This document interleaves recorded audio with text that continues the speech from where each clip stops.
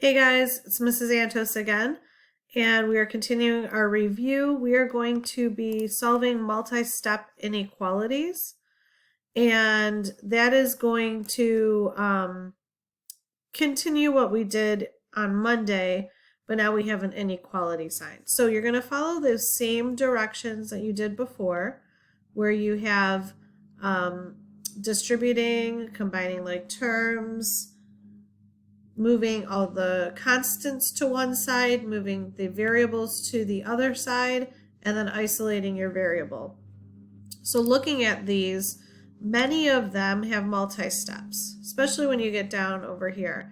Like if you look at this one right here, this one has combining like terms on the left side, so you got to do that first. Okay?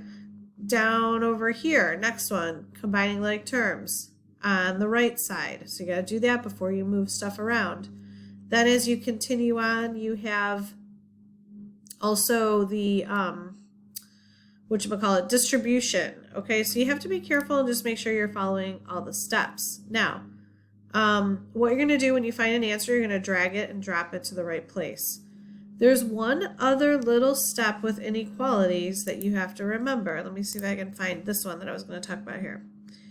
When you have a negative variable in your last step, so if you multiply or divide by a negative at the very end, you have to flip the inequality sign. So I'm looking ahead at this one, and when I distribute that 3 to this x, it's going to be a negative 3x. When I get it all by itself, I'm going to be dividing both sides by negative 3.